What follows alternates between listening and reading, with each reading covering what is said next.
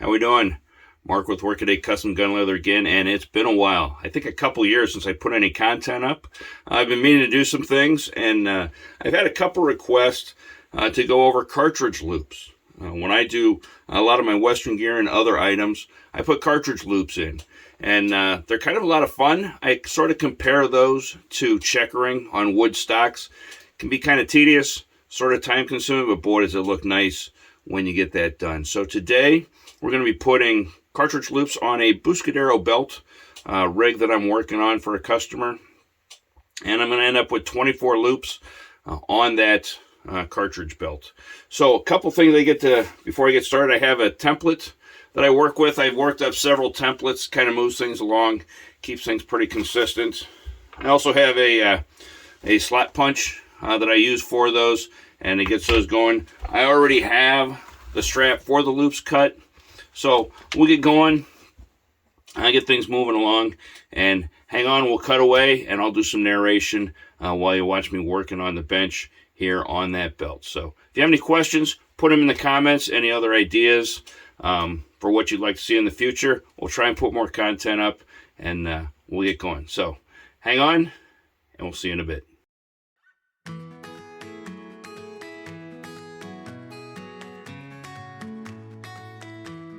So here we are. I got the belt blank already cut, measured out for the buckle.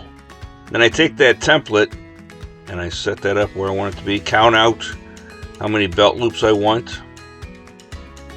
And you see, if you pay attention, you'll notice I actually put an extra loop in. I don't cut it, but I mark it. That's going to turn out fine because that's going to be covered before we're done. But then I set that in, and that template is the same width as the belt that I'm making. So that sits nicely within that belt template that I have.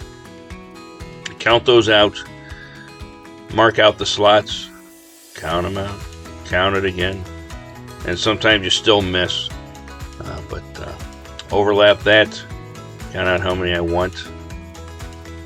Then I mark those on there. I can do that and keep track of how far along the belt it is, how far is it from the holster, how far is it from the buckle, where does the buckle end up. That's all part of the things you look at in the design process. Count those out, and right about here I'm figuring out that I have an extra loop, but that's okay. The rivet's going to cover that spot that I marked. So I get out the clicker board that I use. Actually, that board is meant to be used with the clicker dies, but it's a great punch board. Get out the 3-pound dead blow hammer, and usually it just takes 1 or 2 blows if that slot punch is sharp enough. Then you move right along, line them up, keep them as level as you can. And you'll see here in a second with that smaller punch, one thing you got to keep track of, and I kind of lost track of a little bit here, is that the plugs that you punch out start to back up in that short space. So give me a second here, I'll get that worked out, get that cleared out, and we'll get back to punching. It's kind of one of the things with when you're working with tools over and over again, you see some of those things that happen with them, but nothing catastrophic, moving along.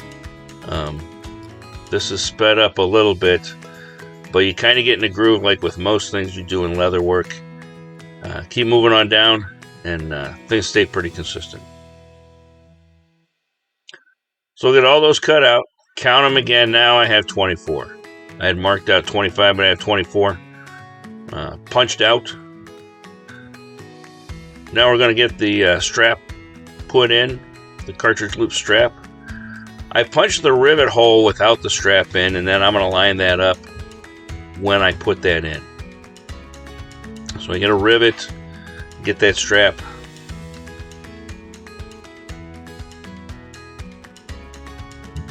Now the strap that I start with is about 6 feet long, close to 6 feet long. I'm going to put a nice edge on that so that when I rivet it in, it stays put. I don't have a lot of excess hanging over because you will kind of see that from the back side when you put your backing lining material on. Make sure that the front is facing the front. Put that in, get as straight as you can, relatively. Take that rivet setter, and then you see I turn that over. I want to kind of flatten that rivet out a little bit. They kind of get a dome on them, and with this particular rivet setter, I don't want that to show up. So I take just a regular towel, fold that up. That's kind of a padding. Gives me somewhere to put my hand and something to push into when I push that through with just a flathead screwdriver, regular flathead screwdriver. What I'm going to do to start with is push all those through, going in and out, and I'm getting all those loops punched in. I think I get 8 before I start putting the cartridges in. I'm actually using 45 long colts on this. You'll see there that I have the 357 or 38 special cartridges out. I'm going to change those out in a second because while I'm doing this, again, double checking as we work on these. The customer actually has a 45 long colt. He actually has an Old Army, Ruger Old Army. That was a lot of fun looking up those. I actually found another customer that had one he could loan me, and then I comp a holster for him for loaning that to me. So what we're going to do to start with is get that first loop. The first one always seems to be the hardest. I'm going to get that first loop put in. You'll see in a second here where I change the cartridges out after I check the order form, which is probably what I'm doing right now. I'm checking the order form. Yeah, not 357. He wanted 45 long colts. Catch that as early as you can and save yourself a lot of headaches. There are times where I've got an entire job done and realize I have the wrong caliber. I didn't want that caliber, so what do? You start over. There's no way to fix that or stretch those out after you put them in or shrink them up. At least no good way to do that. So I get that first one put in, and then what I do, I'm just kind of lacing that strap through, in and out and around. You'll see some of these loops get kind of long because they're starting to catch up as we are putting the cartridges in. That shortens them up. And just keep looping those through. Like I said, I think I got 8 in this first go round with the strap. Now, one of these straps is not going to be enough for 24 cartridges, but I know that before I start.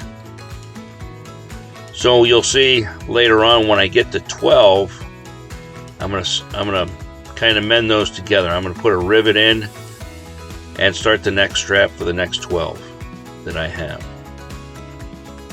As you look at this, you're going to see that belt is going to take a really short radius, kind of curling in over my right hand there. That's to be expected. These are kind of close together. I have different templates for different cartridges. Those 357s would probably sit fairly flat. The 45 long colts, not as flat, but they still fit well. It's going to fit great when you put those on. They might have a little bit of a curve when you hang the belt, but when you put it on, it's going to curve just great around the waist and fit wonderful. So I'm getting to my 12th cartridge here. I believe that's number 12 coming up.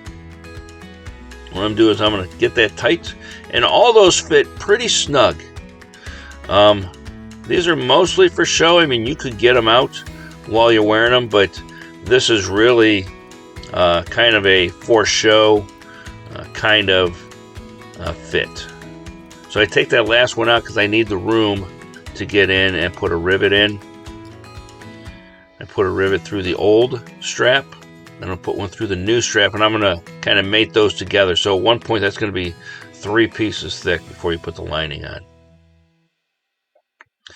And again, an easy one to miss is putting the new strap on facing the front. I've done it where I do that facing the back. That you can pull the rivet out and start over, but it's just a pain when you do that. So get those on. I put the second strap in behind the first strap. That gives me a little room to get that to go through that next slot then.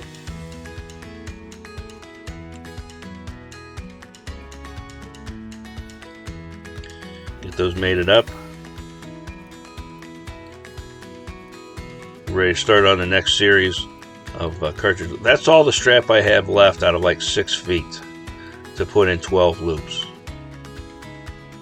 I think that just about triples the length of the leather there. Put the last cartridge in. Now get ready to get started on the next 12.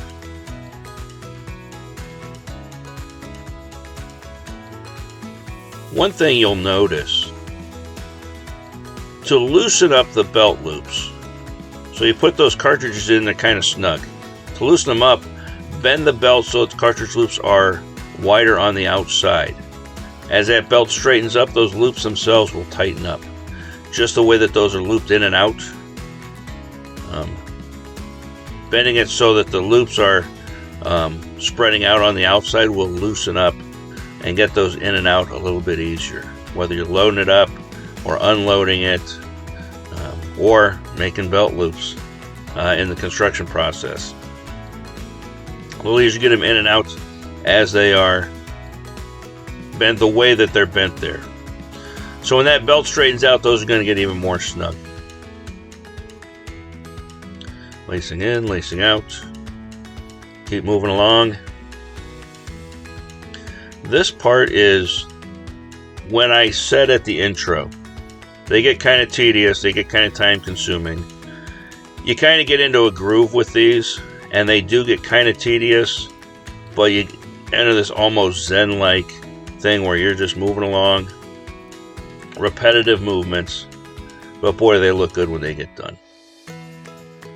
And this will strengthen your hands as well.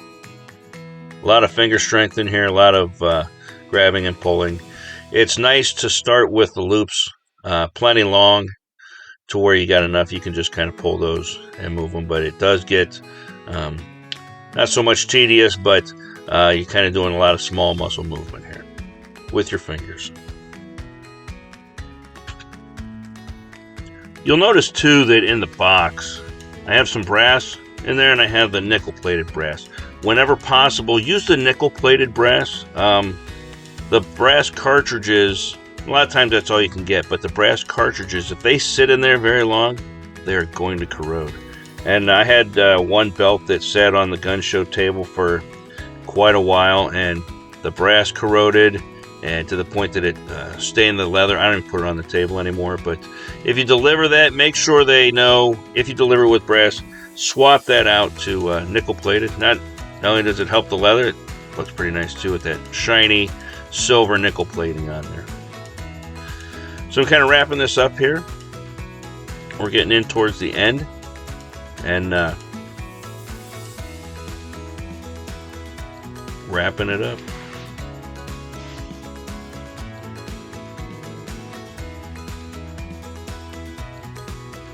So we get to the other end. We got to tie that off. We got to rivet at the beginning, rivet in the middle, and then we're going to put that rivet at the end. I try and do that as close as I can. You don't want to leave a lot of slack at either end of that strap to give that space to stretch. It is leather, and it gets humid, it gets dry, it gets cold, it gets warm. It's going to change a little bit. Leave as little space for that leather to move as you can. Let's get that close, smooth that out, wrap it up, and then get the cartridges lined up. Looks nice when those are all lined up and sitting pretty in there. This one is going to end up, those are going to end up basically going across the back of the wear, across the small of the back. Put those in, put the last one in. It looks nice. Trim up that leather. You're going to see not a lot left over. About a 5 or 6 foot piece of leather to start with, and that's what we end up with. So there's the cartridge loops. We'll probably finish up the belt some other time, but stop back, hit the subscribe button. Thanks for watching. If you have any questions or comments, put them in the comments below, and we'll follow up. Thanks again, everybody.